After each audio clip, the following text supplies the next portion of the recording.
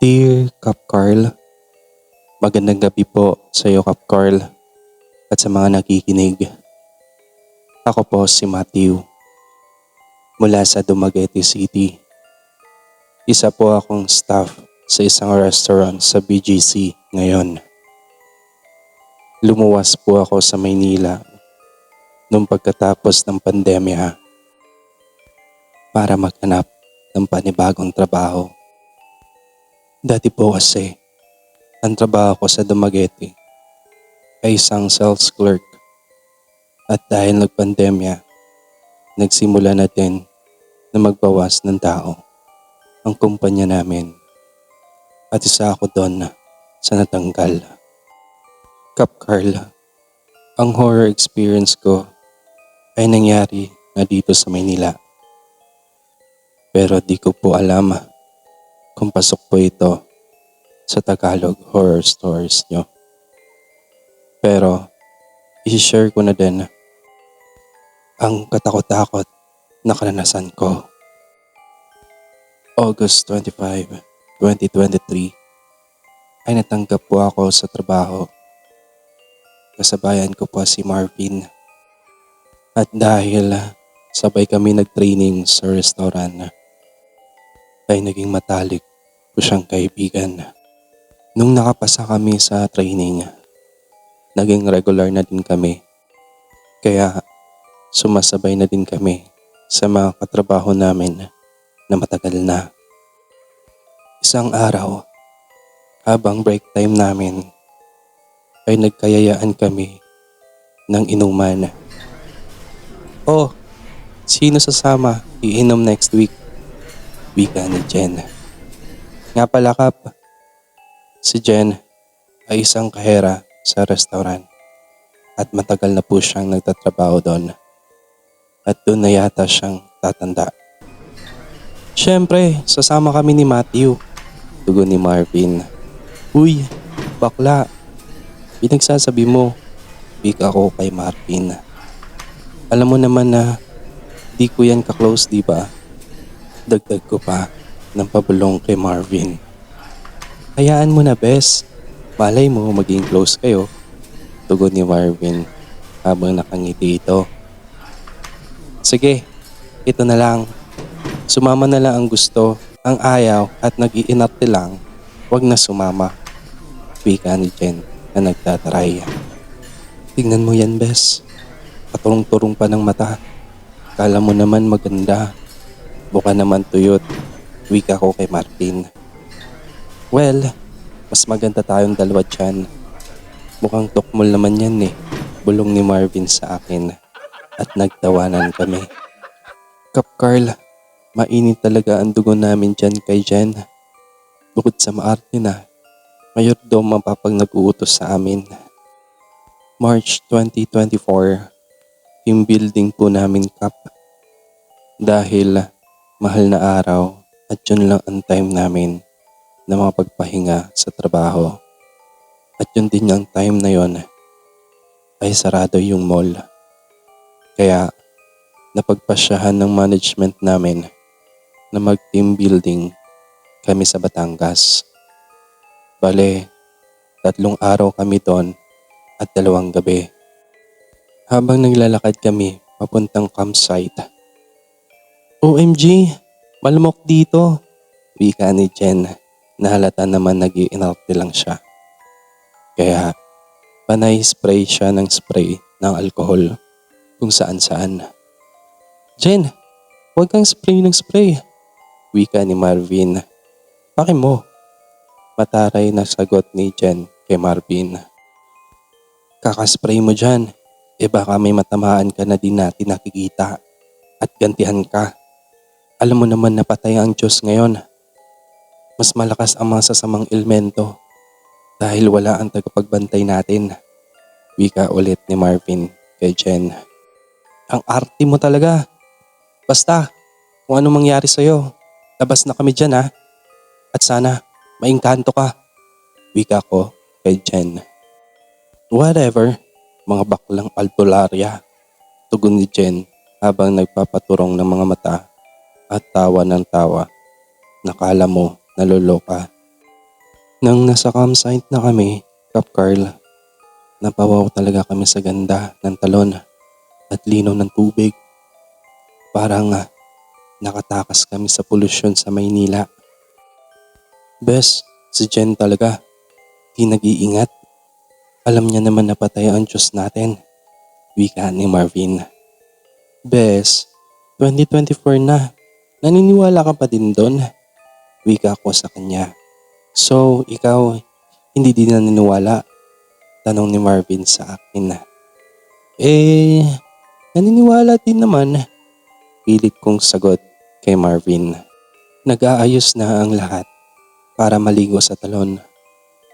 Ay, biglang nagsalita ang isang pinakamataas sa management namin na si Ma'am Karen.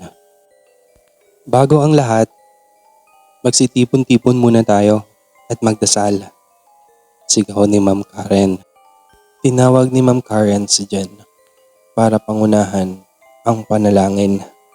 Jen, ikaw na magdasal para sa lahat. Wika nito kay Jen. Ay ma'am, di po ako paladasal eh. Tugon ni Jen kay Ma'am Karen. Kaya si Marvin ang pinadasal ni Ma'am Karen. O sige, Marvin, ikaw na magdasal. Habang nagdadasal na at ang lahat ay taimtim na nakapikit at nakayuko maliban kay Jen na panay picture at paturong-turong na mata kay Marvin. Eksena talaga tong babaitang to. Mabulong ko sa sarili ko habang nakatingin kay Jen. Nang natapos na ang pagdadasal, ay nagsalita si Jen. Ang tagal-tagal naman magdasal. Akala mo naman, misa. Magpapari ka ba o madre? Wika ni Jen kay Marvin habang tumatawa. Hindi na ito pinansin ni Marvin. Habang naliligo na ang lahat, biglang nagpatugtog si Jen ng pagkalakas-lakas na music at tapon ng tapon ng mga bote ng alak kung saan-saan. Grabe talaga si Jen.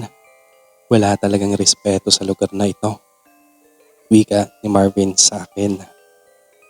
Oo nga bes, tugon ko naman sa kanya. Kinagabihan, pagkatapos namin kumain, ay agad silang tumambay sa bonfire at nagkwentuhan ng mga nakakatakot na karanasan. Nung nagkukwento na si Marvin, hindi niya na to natapos dahil umiksena na naman si Jen. Naku guys, magpapaniwala na naman ba kayo kay Marvin? Marvin, walang multo o engkanto sa mundong ito. Tayo lang ang nasa mundong ibabaw. Wika ni Jen na halatang lasing na.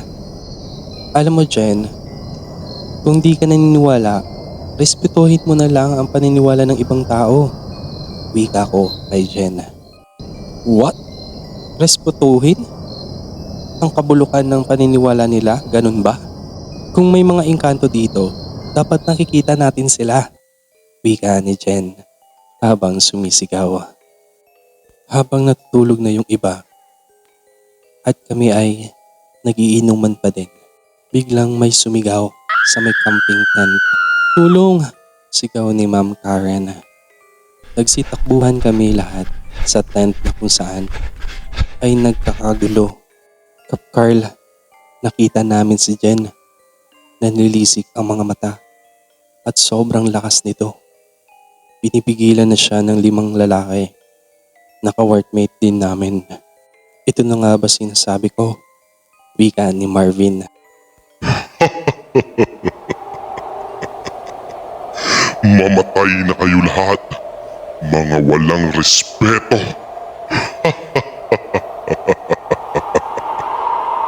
Wika ni Jen na boses, lalaki.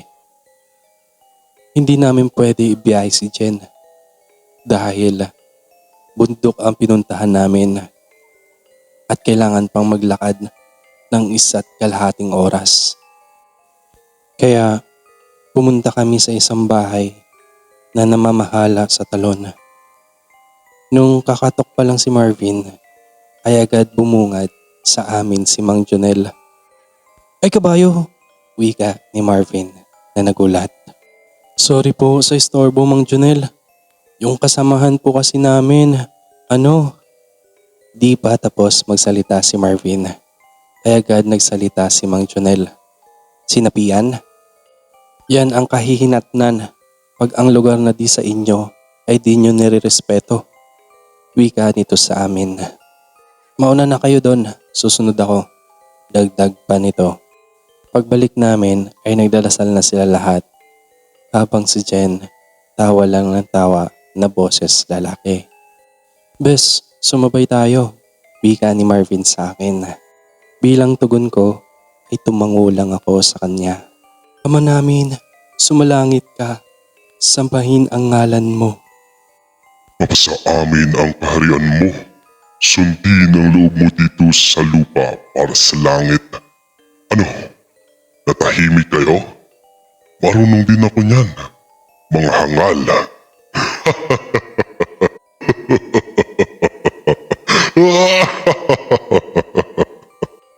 Sinabayan kami ni Jen na boses lalaki, Kap Carl. Huwag niyong pansinin. Ipagpatuloy niyo lang ang pagdarasal. Wika ni Marvin. Ikaw, Matthew. Diba? Di ka din naniniwala sa amin? Wika ng boses lalaki sa akin. Pakiusap. Umalis ka na sa katawan ni Jen. Pakikiusap ko sa boses lalaki.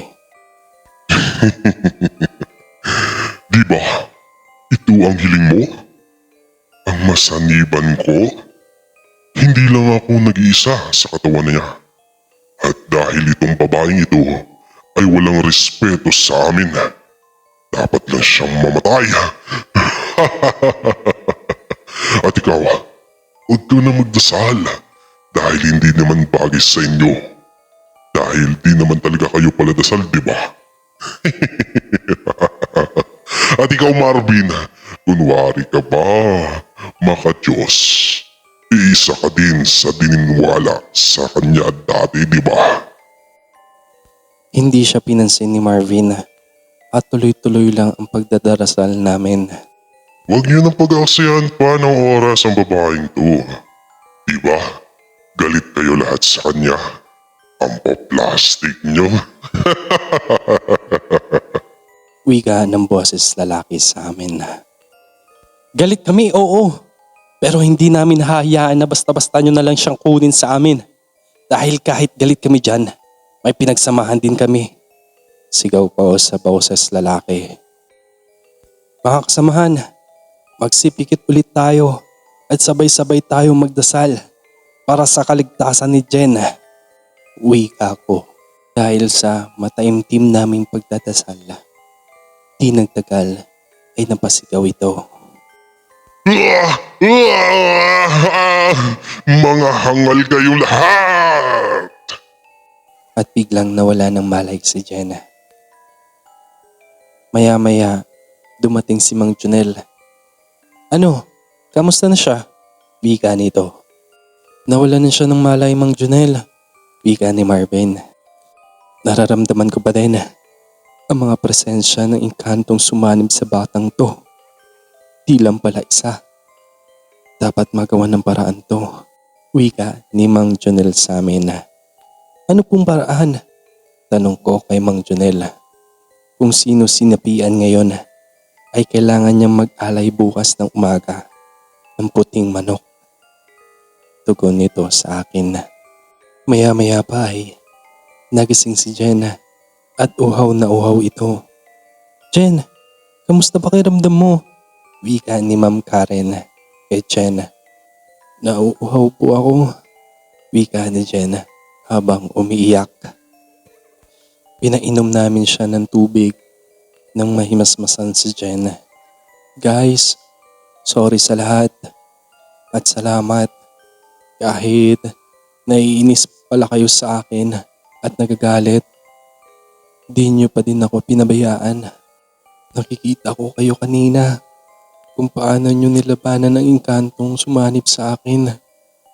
Maraming salamat talaga sa inyo at humihingi din ako ng paumanhin sa mga engkantong nagambala ko. Wika ni Jen. Kinabukasan ay nag-alay kami ng puting manok at nagdasal ulit.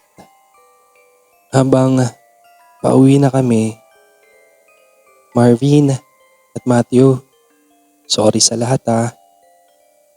Tama nga kayo.